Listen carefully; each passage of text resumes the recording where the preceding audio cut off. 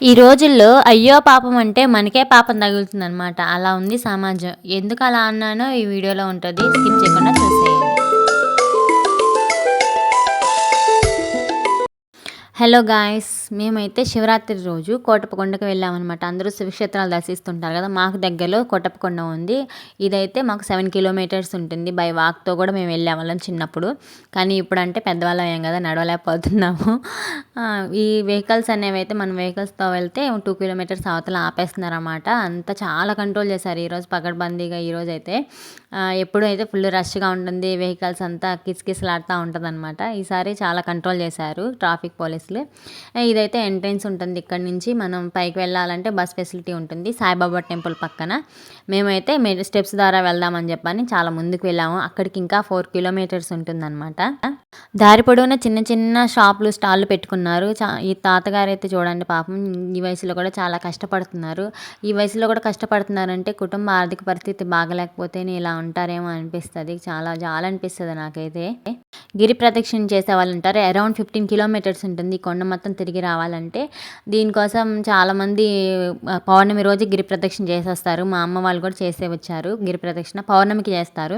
ఈ టైంలో కూడా చేసే వాళ్ళు ఉంటారు. కానీ రష్ ఎక్కువ ఉంటుందని చెప్పని ఈ టైంలో అయితే చాలా తక్కువ మంది ఉంటారు. మేము మార్నింగే వచ్చాం కాబట్టి జనం కొంచెం తక్కువగానే ఉన్నారు. రిటర్న్ వచ్చేటప్పుడు అయితే 10 నిమిషాలకు ఓ బస్సు 80 మంది 70 మంది దిగారనమాట. మేము నెట్టుకొని వచ్చాము ఎదురైతే. ఇప్పుడు కొంచెం ఫ్రీగా ఉంది. ఎప్పుడైనా దర్శనానికి వెళ్ళాలంటే ఎర్లీ మార్నింగ్ వెళ్తే చాలా ఫ్రీగా అవుతుందన్నమాట. నైట్కి ఉంటుంది అసలు కిక్కిరిసిపోతాము. మనిషి కనపడరు అనమాట. ఆ రేంజ్లో ఉంటుంది కోటప్పకొండ తిరణాల. మీరు శివరాత్రి అంటే మాకు అసలు ఎంత పెద్ద పండుగ అంటే అంత పెద్ద పండుగ. మా ఊర్లో అయితే 3 డేస్ ముందే స్టార్ట్ అవుతుంది. ప్రభ అయితే ఆ రోజు 3 డేస్ ముందే బయలుదేరుతుంది కాబట్టి ఆ రోజు కూడా మా ఊర్లో తిరణాలుగానే ఉంటుంది అనమాట. అండ్ అలాగే ఇక్కడ కూడా తిరణాలకు వచ్చేవాళ్ళండి 3-4 డేస్ ముందే వస్తారు. అక్కడే స్టే చేస్తూ కూడా ఉంటారు. బొమ్మల కొలువుకి అయితే అసలు ఎంత బాగుంటాయి ఈ బొమ్మలని. ఈసారి చాలా స్టాల్స్ ఈ బొమ్మలే ఉన్నాయన్నమాట. ఎంత బాగున్నాయో. వీటిని ఏం బొమ్మలు అంటారు నాకు వాటి మెటీరియల్ అంతగా తెలియదు. కానీ కింద పడితే విరిగిపోతాయి అనమాట. కానీ షోకేస్కి అయితే చాలా బాగుంటాయి. ఇంకా సర్వదేవత విగ్రహాలన్నీ ఇక్కడే ఉన్నాయి అనమాట. ఎంత క్యూట్గా ఉన్నాయి, ఎంత ముద్దుగా ఉన్నాయి. ఏం తీసుకోవాలన్నా రిటర్న్లో తీసుకుందాం అంటారు. ఎందుకంటే పిల్లలు ఉన్నారు కాబట్టి మేమిద్దరు పిల్లల్ని ఎత్తుకొని ఉంటాం కాబట్టి రిటర్న్లో తీసుకుందాంలే అని చాలా బొమ్మలు వాటికి అవాయిడ్ చేసి వెళ్ళాము. ఇంకా టాయ్స్ అయితే ఇంకా మామూలుగా లేవు అసలు. పిల్లలు ఇంకా ప్రతి షాప్ దగ్గర ఆగిపోవడమే, మాకు ఈ టాయ్ కావాలి. ఇదే ఊరు నుంచి వస్తారా? ఈయన ఫోటో లాగుతున్నావా అమ్మ అని అడిగాడంటే వీడియో తీసిన తాత అన్న. ఇంకప్పుడు మీదే ఊరు అని అడిగితే ఇలా దర్శనించి వచ్చామని చెప్పారు. చాలా దూరం నుంచి కూడా వస్తారు.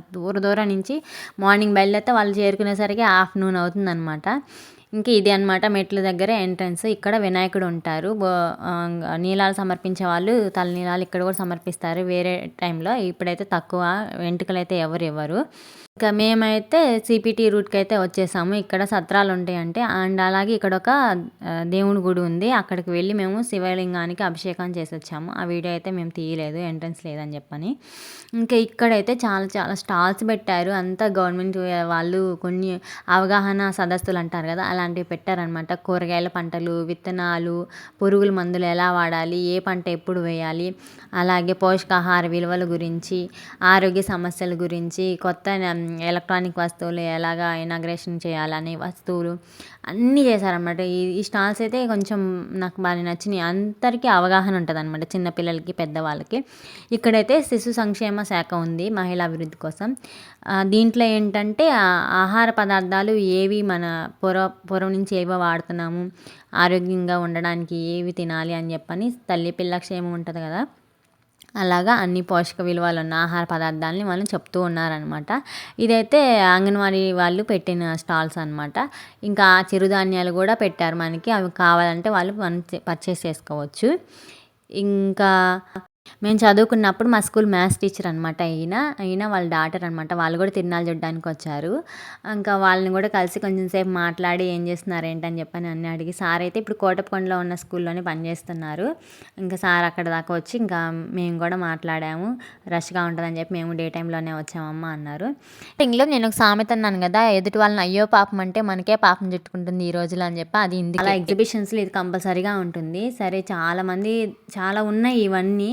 కానీ మేము ఇక్కడే ఎందుకు ఆగామంటే ఇక్కడ ఒక చిన్న పిల్లాడు ఉన్నాడు. ఎందుకు బాబు నువ్వు ఉన్నావు, పెద్దవాళ్ళు లేరా అంటే పెద్దవాళ్ళు నైట్కి వస్తారు, డే టైంలో తక్కువ మంది ఉంటారు కాబట్టి నేనున్నాను, మా స్కూల్ హాలిడే అని చెప్పి అన్నాడు.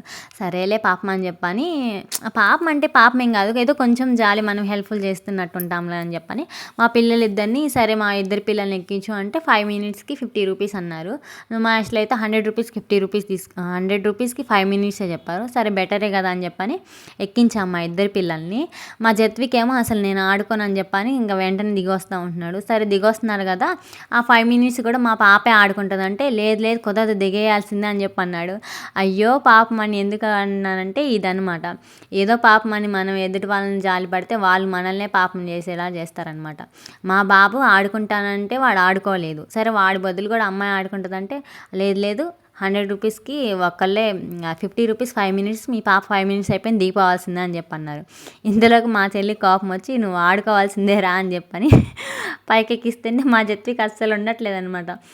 ఎక్కించినందుకు కూడా నువ్వు దిగాల్సిందేనమ్మా అని చెప్పని ఎంత రూడ్గా బిహేవ్ చేస్తున్నారు తెలుసా. మేము ఏదో చిన్న పిల్లాడులే అని చెప్పని అనుకున్నాం కానీ వాళ్ళు కూడా టఫ్గానే ఉన్నారు. కానీ ఇలా ఉంటేనే వ్యాపారం జరుగుతుందేమో అనిపిస్తుంది నాకైతే. ఒక్కోసారి కొంచెం రాడ్గా ఉండాలి, ఇంకా సెన్సిటివ్గా ఉంటే అల్లాడిస్తారేమో అనిపిస్తుంది. సరే ఆ అబ్బాయి వే ఆఫ్లో అతనిది కరెక్టే, మా వేలో మాది కరెక్ట్ అనుకుంటా, ఎవరిది వాళ్ళు కరెక్టే. అందుకని అయ్యో పాపం అంటే మనమే పాపం అయిపోయాం చూసారా చివరికి. లేదు కఠినంగా ఉన్నాడు తెలుసా బాబు అయితే.